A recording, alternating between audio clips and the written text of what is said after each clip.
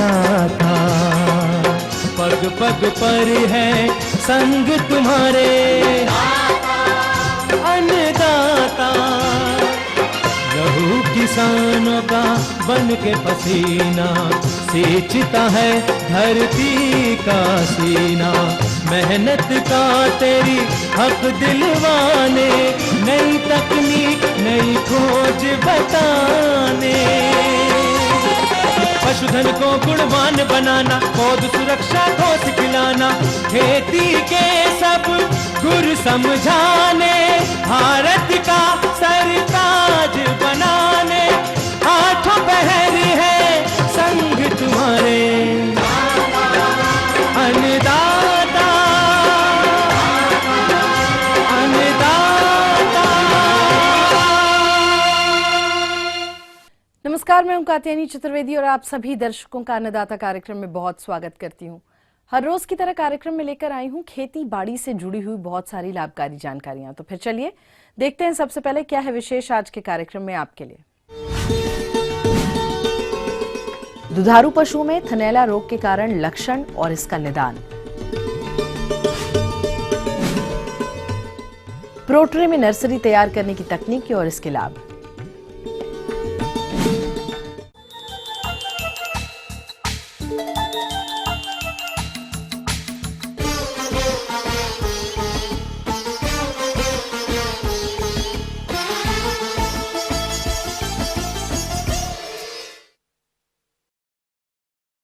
जायद के मौसम में किसान भाई विभिन्न सब्जियों की खेती करते हैं, लेकिन अधिकतर किसान जनवरी के अंतिम सप्ताह से नर्सरी डालना प्रारंभ करते हैं। लेकिन जो किसान जायद की अगेती सब्जी की खेती कर अधिक लाभ लेना चाहते हैं, वो इस समय लो टनल के अंदर पोट्रे में स्वस्थ पौध तैयार कर अधिक लाभ ले सकते हैं। तो लो टनल या पॉली हाउस के अंदर प्रोट्रे में स्वस्थ नर्सरी उगाने की तकनीकी क्या है, उसकी जानकारी दे रहे हैं कृषि वैज्ञानिक डॉक्टर अजय भारद्वाज। सबसे पहले तो हमें बात करनी चाहिए कि हमें प्रोट्रे जो नर्सरी है वो क्यों लगानी चाहिए। इसका लगाने का मुख्य कारण यह है कि जब हम प्रोट्रे नर्सरी लगाते हैं तो हम बेमौसमी सब्जियां, बेमौसमी फल, बेमौसमी फूल, उनके लिए हम नर्सरी तैयार कर सकते हैं। सब्जियां जैसे कि आजकल पॉली हाउस तकनीक जो है वो काफ़ी प्रचलित है। पॉली हाउस में हम हाइब्रिड प्रजाति के बीज जो हैं वो लगाते हैं। अब हाइब्रिड प्रजाति का जो बीज आता है वो बहुत महंगा होता है। अगर हमें किसान भाइयों को नुकसान से बचाना है तो उसको बचाने के लिए एक जो तरीका है वो प्रोट्रे नर्सरी है। प्रोट्रे में एक एक बीज हम एक सेल में लगाते हैं। एक सेल में लगाने के बाद जो वो एक पौधे के रूप में तैयार होता है, और जो पौधा बीज से तैयार होता है वो काफ़ी हुष्ट पुष्ट होता है, और उसमें पौधे के मरने के जो कारण हैं वो बहुत नगण्य हो जाते हैं। अब बात करते हैं प्रोट्रे की। प्रोट्रे बाज़ार में कहाँ पर उपलब्ध है, कैसे हम उसको खरीद सकते हैं, किस किस साइज़ की आती है। देखिए, जो हमारी प्रोट्रे आती हैं उसका अलग अलग साइज़ होता है, अलग अलग प्रकार की प्रोट्रे आती हैं। जितनी भी जो टमाटर या छोटे छोटे बीज वाली जो प्रजातियां होती हैं, जो सब्जियां होती हैं, उनको लगाने के लिए छोटे सेल साइज़ वाली प्रोट्रे हमें इस्तेमाल करनी पड़ती हैं। जो बड़े बीज वाली सब्जियां हैं उसके लिए बड़े बीज की, बड़े साइज़ की जो सेल साइज़ वाली प्रोट्रे होती हैं वो हमें इस्तेमाल करनी पड़ती है।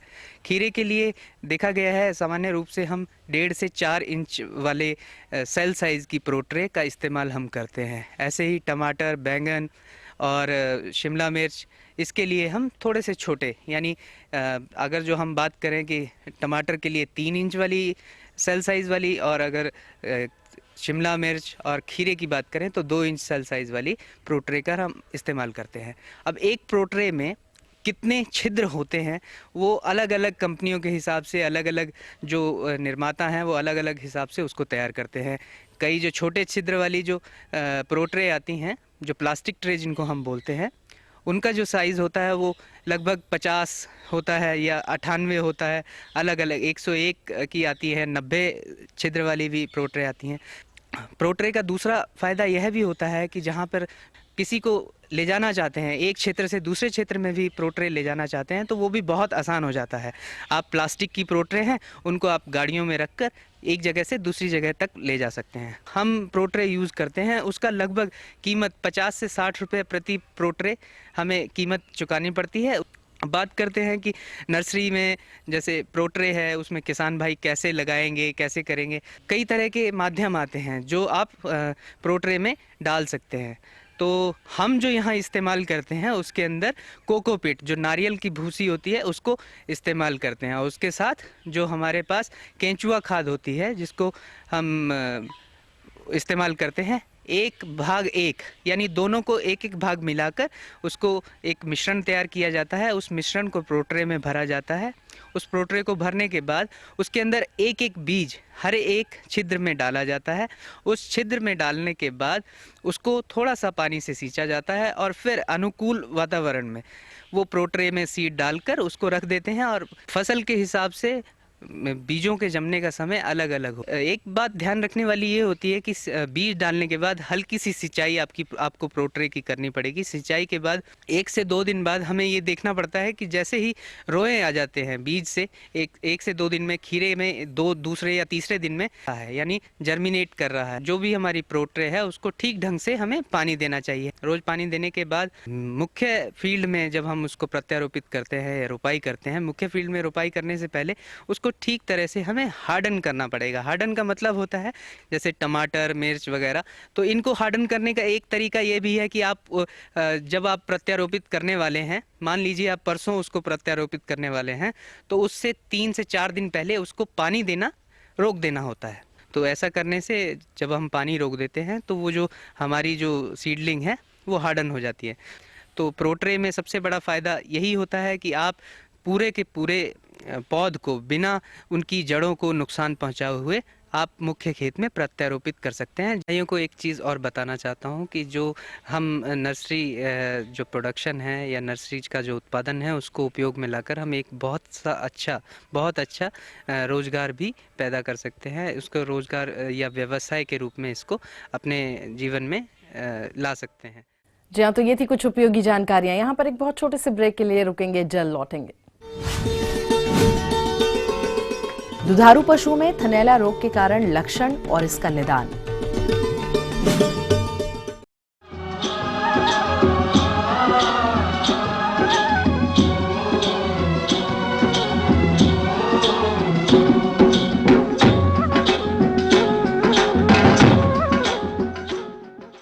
ब्रेक के बाद आप सभी दर्शकों का अन्नदाता कार्यक्रम में बहुत स्वागत है। और चलिए रुख करते हैं अपनी अगली कड़ी की ओर।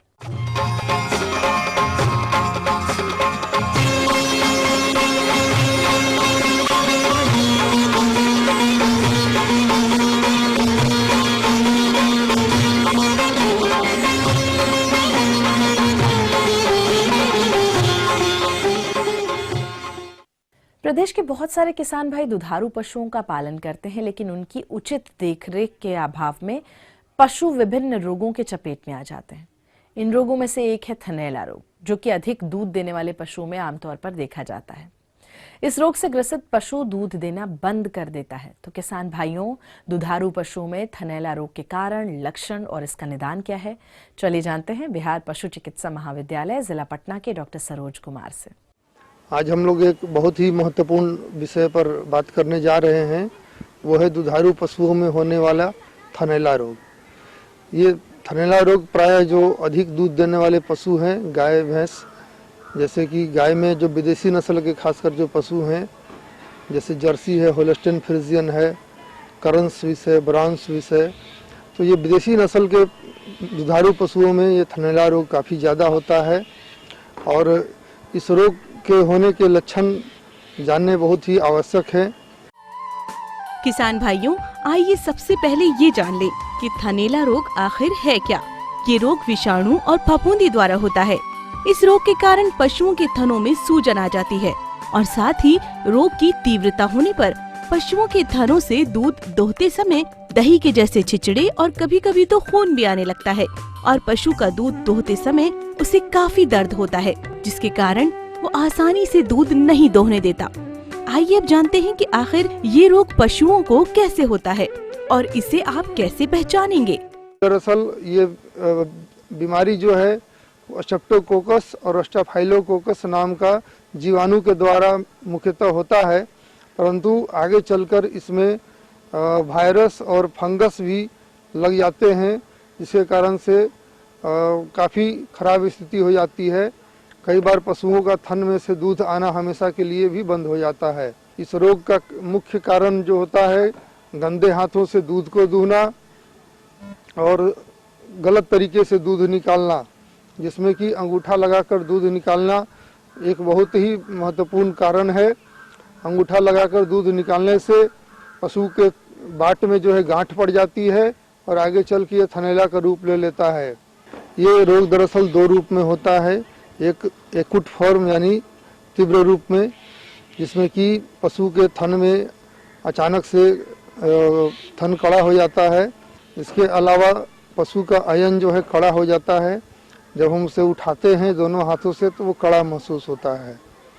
ये तीव्र रूप का थनैला का लक्षण है। इसके अलावा मंद रूप का थनैला बहुत ही महत्वपूर्ण है, जिसमें कि पशु के दूध के क्वालिटी में परिवर्तन आ जाता है। पशु का दूध जो है वो पहले तो फटा आने लगता है, यानी उसमें से जो है दही की तरह जो है स्राव आना शुरू हो जाता है। इसके अलावा पशु का दूध का खारापन जो है वो बढ़ जाता है और इस बढ़े हुए खारेपन को हम लोग लिटमस पेपर अथवा पीएच पेपर के द्वारा हम लोग ये पता भी लगा सकते हैं।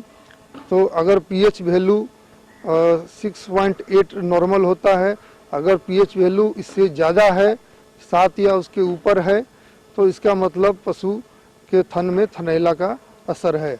पशुपालक भाइयों, इस रोग से ग्रसित पशु का इलाज कराना तो जरूरी है ही, साथ ही ये रोग पशुओं में आए ही नहीं, इसके लिए कुछ प्रबंधनों पर विशेष ध्यान देने की आवश्यकता होती है। जैसे पशुशाला की नियमित साफ सफाई करें, जहां पशु बैठता है उस स्थान को लाल दवा से धोएं। साथ ही सप्ताह में एक बार पशुशाला में बुझे हुए चूने का छिड़काव करें।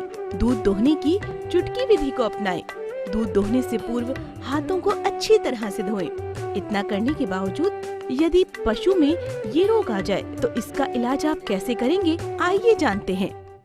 तो जितना जल्द उपचार शुरू करेंगे पशु का थनैला ठीक होने का संभावना उतना ही ज़्यादा रहेगा। तो इसके लिए आवश्यक है कि अपने निकटतम पशु चिकित्सा पदाधिकारी से संपर्क करके उचित मात्रा में एंटीबायोटिक की दवाएं, कुछ इंट्रामस्कुलर दवाएं और उसके अलावे कुछ जो है एंटी एनाल्जेसिक और एंटीपायरेटिक दवाएं, क्योंकि इस बीमारी में पशु को हल्का बुखार भी हो जाता है तो उसके लिए भी दवाएं देनी पड़ेगी।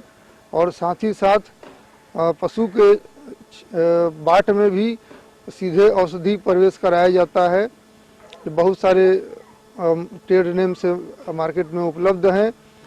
पशु चिकित्सा पदाधिकारी द्वारा जो भी राय दिया जाए उसके अनुसार उसको थन के अंदर जो है दवा को प्रवेश करा करके और साथ ही साथ इंट्रामस्कुलर दवाओं का प्रयोग करके शरीर के भार के अनुपात में हम इस बीमारी से मुक्ति पा सकते हैं।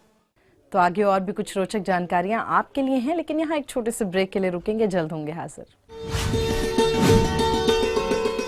राजमा की फसल को क्षति पहुंचाने वाले कीट और रोगों के नियंत्रण और उपाय।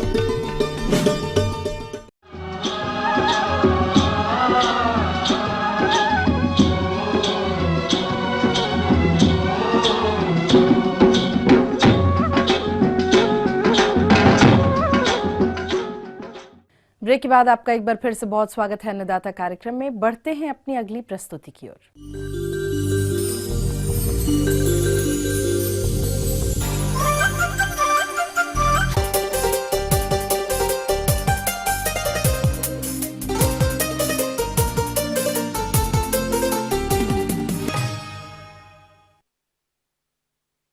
राजमा की खेती हमारे जिन भी किसान भाइयों ने की होगी उसमें अब फूल और फलियां बनने लगी हैं और इस अवस्था पर कीट और बीमारियों के कारण फसल को अधिक क्षति पहुंचती है।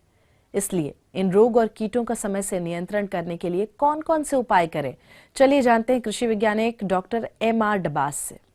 आज मैं आपसे जो हमारी राजमा की फसल है, सागबाजी में इसको दलहनी फसल भी हम लोग कहते हैं, उस पे जो प्रमुख कीट और बीमारियां हैं उसके विषय पे चर्चा करूंगा। देखिए, अगर हम इस फसल की बात करें तो ये रबी में ली जाने वाली दलहन फसलों में से आती है। मौसम में हो रहे उतार चढ़ाव के कारण राजमा की फसल में इस समय बहुत से हानिकारक रस चूसक कीट जैसे चेपा, थ्रिप्स, जैसिड और सफेद मक्खी आदि का प्रकोप देखने में आ रहा है, जो कि फसल के कोमल भागों से रस चूसकर पौधों को नुकसान पहुंचाते हैं। साथ ही मोज़ेक वायरस जैसी बीमारी को एक पौधे से दूसरे पौधे तक पहुंचाने में वाहक कीट का कार्य करते हैं। जो हमारा विशेष रूप से जो एफिड होता है, जिसको किसान भाई हमारे चेपा भी कहते हैं, माहू जिसे कहते हैं, राई सरसों में भी वो आता है, उसका प्रकोप हो जाता है। ये कीड़ा करता क्या है कि जो हमारी फसल होती है उसकी जो पत्तियां होती हैं और जो कंपलें होती है, विशेष तौर से जो फूल और फल बनने का जो स्थान होता है, वहाँ पे ये चिपका रहता है और अनेकों की संख्या में होता है। अगर हम आप इसके प्रबंधन की बात करें तो मेरा किसान भाइयों को यही सलाह होगी कि अपने खेत का सुबह शाम जो है निरीक्षण करते रहें और जैसे ही 1, 2 या 4 पौधों पे एफिड आपको दिखाई दे तो तुरंत उसके उपचार के लिए कोई भी एक सिस्टेमिक कीटनाशी आप ले लें। जैसे डाइमेथोएट एक कीटनाशी आता है, ये सिस्टमिक कीटनाशी है। 1 ml 1 लीटर पानी के हिसाब से इसका घोल बनाते हैं और अपनी फसल पे छिड़काव कर दें। साथ ही साथ 10-12 दिन के अंतराल पे एक छिड़काव पुनः कर दें। दूसरी बीमारी इसमें जो प्रमुख आती है वो आती है पीला चितवन रोग। इसमें जो पौधे की पत्तियां होती हैं, 2 तरह की ये वायरस जनित बीमारी है। तो ये पत्ती जो होती है, इसकी नसें जो होती है वो गहरे हरे रंग की हो जाती हैं और जो बीच का हिस्सा होता है वो पीला हो जाता है। पौधे में क्लोरोफिल होने की वजह से पौधों में फूल और फलियों की संख्या घट जाती है। हमारे किसान भाइयों का उत्पादन उनको कम मिलता है और बड़ा भारी इससे नुकसान होता है। अगर हम इसके प्रबंधन की बात करें तो देखिए, एक बार आने के बाद में इस बीमारी को प्रबंधित तो नहीं किया जा सकता, लेकिन यहाँ हम किसान भाइयों से ये कहना चाहेंगे कि चूंकि ये शुरुआत में कुछ ही पौधों पे आती है ये बीमारी, तो या तो उन पौधों को उखाड़ के किसी स्थान खोद के उसमें दबा दें, या फिर उनको जो है, जो मैंने पहले बताया है, जो चेपा के लिए या महू के लिए उसी कीटनाशी का जो है हमारे किसान भाई डाइमेथोएट 1 ml 1 लीटर पानी के हिसाब से घोल बना के छिड़काव करते रहें। अब बात करते हैं बीमारी की। राजमा की फसल में लगने वाली घातक बीमारियों में से एक है एंथ्रेक्नोज, जिसे श्याम वर्ण रोग के नाम से भी जाना जाता है। इस रोग से शुरुआती अवस्था में पत्तियों पर काले काले धब्बे बनते हैं, जो कि कुछ समय बाद आपस में जुड़कर बड़े बड़े काले धब्बे का रूप ले लेते हैं और रोग की उग्रता अधिक होने पर पूरा पौधा काला होकर सूख जाता है, जिससे उत्पादन में काफी गिरावट देखने में आती है। तो कैसे करें इस रोग का प्रबंधन, आइए जानते हैं। ये बीज जनित बीमारी है। किसान भाई करें क्या कि स्वस्थ फसल से जो बीज लिया गया है उसी का प्रयोग करें। बुआई से पहले थीरम 2 ग्राम 1 किलोग्राम बीज के हिसाब से बीज शोधन करें। और ऐसी अवस्था जो अब अवस्था चल रही है, तो ऐसी अवस्था पे जो हमारा मैंकोजेब एक रसायन आता है, 2.5 ग्राम रसायन 1 लीटर पानी के हिसाब से मिला के उसका 1 पर्णीय छिड़काव हमारे किसान भाई कर दें, तो उनकी फसल को इस बीमारी से काफी लाभ मिलेगा। साथ ही साथ 10-12 दिन के अंतराल पे इसी रसायन का 1 छिड़काव जो है पुनः दोहरा दें। इस प्रकार अगर हमारे किसान भाई इन दोनों जो हमारी ये बीमारी है, पीला चितवन रोग, एंथ्रेक्नोज, और साथ ही साथ जो हमारा माहू है, इसके प्रबंधन से करके और खेती अगर करेंगे तो उनको अच्छा लाभ मिलेगा।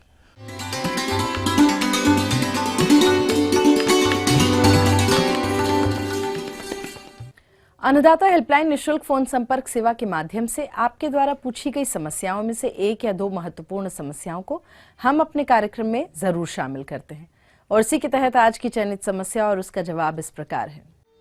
अन्नदाता निशुल्क फोन संपर्क सेवा के माध्यम से पूछे गए प्रश्नों में से आज हमने जिस प्रश्न को कार्यक्रम में शामिल किया है उसे पूछा है जिला जमुई के कृषक सुनील यादव ने। यह गोभी की फसल में लगने वाले रोगों के नियंत्रण पर जानकारी चाहते हैं। तो सुनील यादव जी, आपकी जानकारी हेतु प्रस्तुत है कार्यक्रम का यह अंश।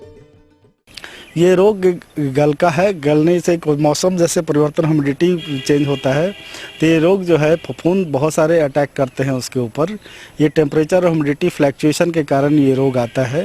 ये जनरली क्या होता है, नीचे में जड़ जैसा कि इन्होंने दिखाया था, जड़ में देखिए कि निमेटोड वगैरह लगा हुआ है। तो निमेटोड के लिए तो कार्बोसल्फान जो आतंक के नाम से और मार्शल के नाम से बाजार में उपलब्ध है, उसका ड्रेंचिंग करवाना चाहिए ताकि कीड़ा की समाप्ति हो। किसानों को मालूम है कि ये 40 से 45 दिन में लगता है, तो 20 से 25 दिन का जैसे रोपाई किया हुआ हो जाए तो आप एक लस्टर नाम की दवा आती है, इसका 2 ml पर लीटर के हिसाब से इसका पर्णीय छिड़काव करें, जिससे कि रोग को है लगने ही नहीं देगा। दूसरा जो इसमें आता है पर्णचित्ती रोग का भी देखे होंगे इसमें है, प्लस इसमें 2 तरह की बीमारियां और आती हैं जो कि बाद में भी आके आपका इस पौधे पर डैमेज करती हैं। इस रोग के कारण लॉस ऑफ पोटेंशियल जो है करीब 35 से 40% आपका इससे लॉस आपका फसल चक्र में हो जाता है। क्योंकि ये फफूंद रोग है तो ये आड़े तिरछे आपके खेत के फसल में आपको मिलेगा और ये बढ़ते ही जाएगा इसको अगर सही समय पर नियंत्रण ना करें तो।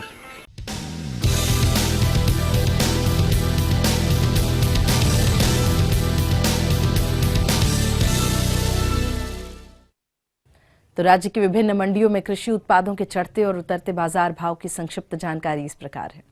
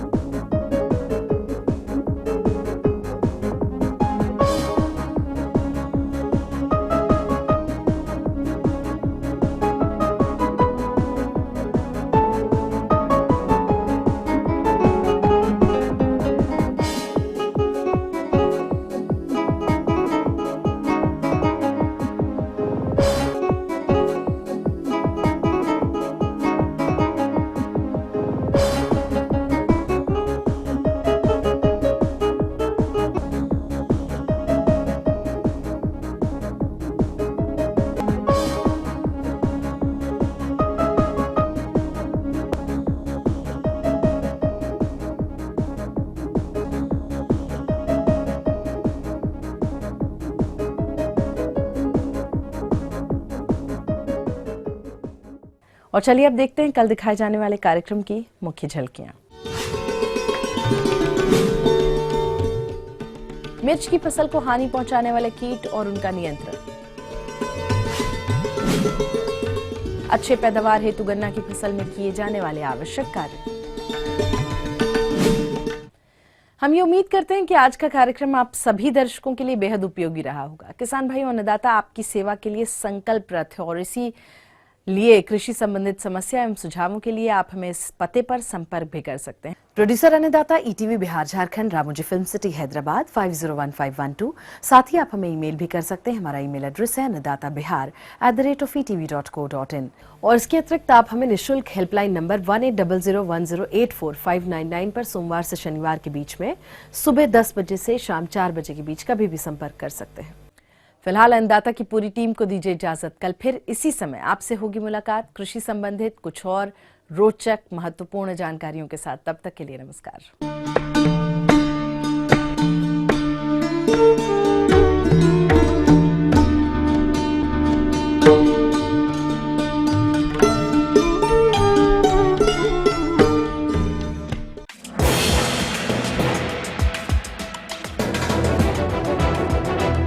आप देख रहे हैं ईटीवी न्यूज़ बिहार झारखंड, खबर ही जीवन है।